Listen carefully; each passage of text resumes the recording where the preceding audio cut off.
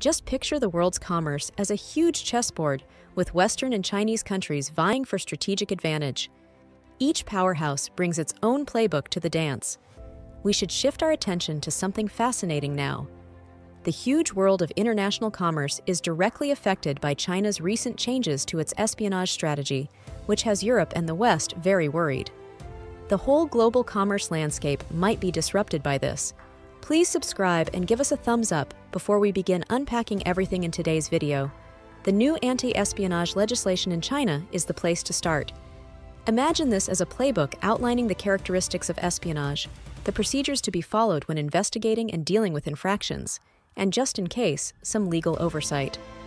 Lawmakers are now responding to international concerns about activities such as espionage, theft, or the purchase of sensitive national security information by declaring, "Hold on, that's probably illegal, but here's the twist.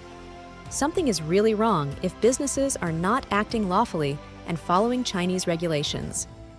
As far as the authorities are concerned, this definition establishes a sharp boundary between acceptable and unacceptable behavior. Okay, now we'll dissect it methodically. The Chinese anti-espionage legislation is quite comprehensive, including definitions of terms, procedures for investigating and punishing rule violators, and legal checks and balances to ensure compliance. Crimes such as theft, espionage, or the sale of sensitive national security information to foreign organizations prompt legal action. Consequently, what gives the West and Europe such pause about this law? Concerns over the updated anti-espionage statute were recently voiced by Volis de Vis, the Executive Vice President of the European Commission responsible for commercial relations. He says it's a major worry for business people because it's not obvious, and there's a lot of opportunity for interpretation, which makes investors nervous. He says it's a lose-lose scenario. Let me get this law's impact on Europeans. The original intent was to put a halt to and punish the problem with espionage laws is that they provide the country's top officials the authority to punish anybody or anything they decide poses a danger to the country's honor, interests, or security. A new instrument for the Chinese Communist Party's control over individuals, businesses, and groups is the law. Western nations are now on edge because of her pursuit of absolute power. If China wants to be the world leader in technology and innovation, he says its G7 friends, the US in particular, are attempting to stop it. It is her belief that liberal democracy is attempting to topple the post-war order and replace it with a Chinese-style regime. Amidst this climate of mistrust, the Communist Party is implementing legislative and regulatory changes to permanently monitor every facet of Chinese society, even those operating outside of the country. As a result of these efforts, the anti-espionage statute was revised and made effective as of July 1st. There is a game-like key exchange in Article 4 of the text.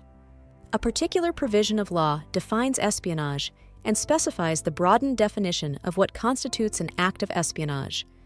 The scope is expanded.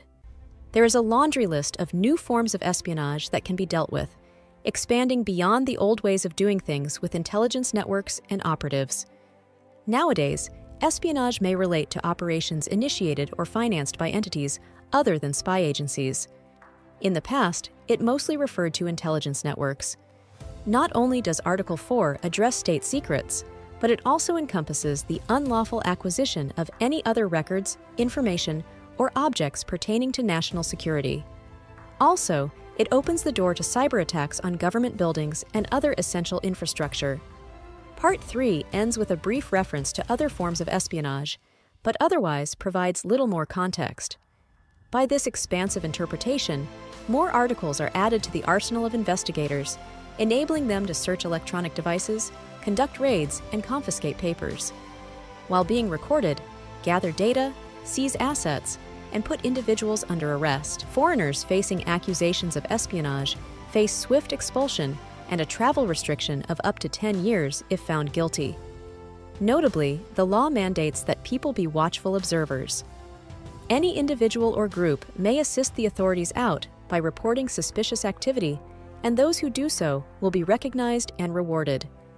This revised Chinese anti-espionage statute is causing considerable alarm in the European Union. According to the European Union, it's not only large, but also very ambiguous, which gives the Chinese government considerable leeway to determine whether or not it poses a danger to China's territorial integrity. Part of the problem is that the statute leaves room for interpretation as it does not define national security honor and interest. Previously innocuous things might suddenly be considered dangerous. Chinese authorities have failed to provide a satisfactory explanation for the recent legislative shift, according to Vincent Brucey, a China expert at the Dutch University of Leiden. In particular, he notes that Xi Jinping CC's national security has laid a far broader framework for China's progress in recent decades.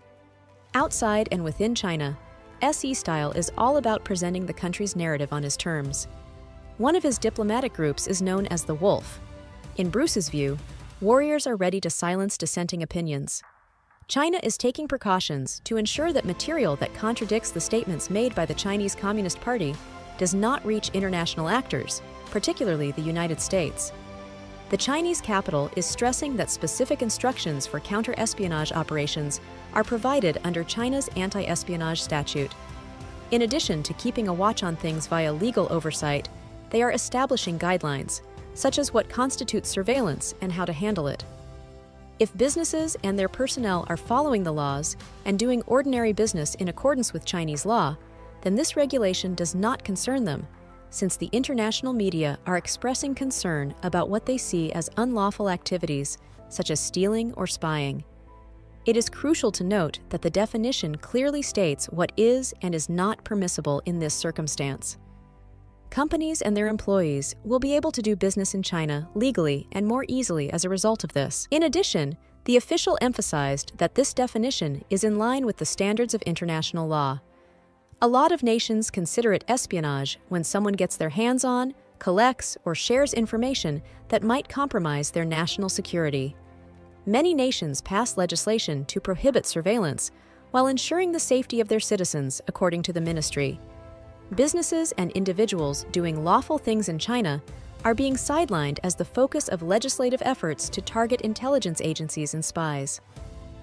Spying operations are required by law to be lawful and to protect the rights of individuals and communities. This, in the officials' view, is consistent with the way laws should function, striking a balance between protecting citizens' rights and punishing spies. A Dutch legal company, De Bra Blackstone Westbrook, notes that businesses dealing with trade secret data and research are being closely monitored by the amended Chinese legislation. Things like medicine and technology, which are crucial, fall under this category. The potential for technological and even military data to become somewhat problematic is a consequence of this. Legal counsel for multinational corporations doing business in China is urging its clients to conduct thorough internal audits of all data-related processes, but notably those that involve the transfer of data outside.